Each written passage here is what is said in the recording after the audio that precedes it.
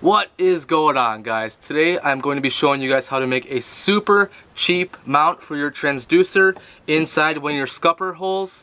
When I first bought this kayak, I was out of money after buying the kayak, the paddle, life jacket, all that stuff. So actually plus the fish finder itself, so another like 50-60 bucks for mounts and stuff like that was out of the question. So I started searching online.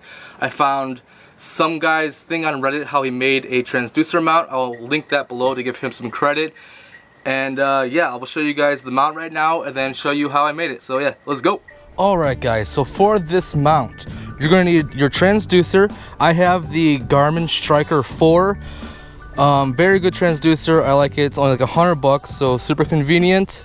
You need a 4-inch little PVC pipe. I will put the link right over here somewhere. You also need a open-ended cap. Also, I'll have the link right over here.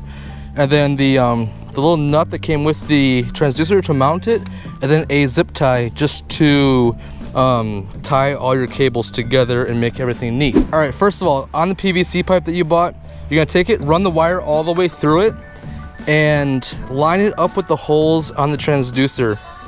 You're gonna do this so you can drill a hole through it and then mount it to this with the attached little nut here. So I'll do that right now and be right back. So once you have the bolt all the way through and tightened, you just want to make sure this is like as straight as possible there, and tighten it down so everything is secure onto here. The next step is to take this piece here and run the wire all the way through up through the bottom of one of your scupper holes. Whichever one you choose to mount it through is where you're gonna put it. So we'll go put it onto the yak now. All right, so like I said, take your now transducer and mount, run the cable through whichever scupper hole you choose to use. I use the front one right by the foot peg right here. So you just kind of want to take the wire, the super long wire, run it all the way through until your transducer is up. Obviously it's gonna hang a little while. At this point, you take your cap that you have, run the wire through that also. This is what's gonna hold your transducer in place.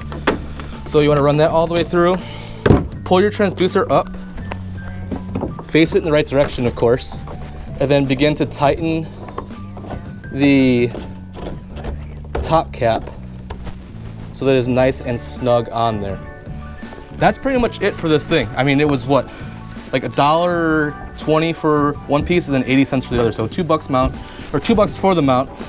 The last thing that I do for this is just take all of your cable that you have, since I don't want it just laying around like this, wrap it around your hand a bunch. This will take a little while because it's super long. Keep it going. And then leave the part you need out to plug into the back of the unit. You definitely want to leave enough space for that, so keep that in mind. Run your zip tie around this, just like that, so you have a nice just ball of wires. And then plug her in, make sure it works, and yeah, that's it. Alright guys, that is it for the mount. Like I said before, super cheap. You can find the parts at almost any hardware store you have around you, and saves you like 40 bucks from spending that on like a Lowrance one. I'm pretty sure you can get these PVC nipples in like a 4-inch, 5-inch, 6-inch, and maybe 8-inch, so you can measure your scupper hole to see what size you have, and then just from there, because I am sure like not all scupper holes are the same length. So give it a try. Give me a comment below if you have any questions. And yeah, that's it for today's video. I'll check you guys in the next one. Later.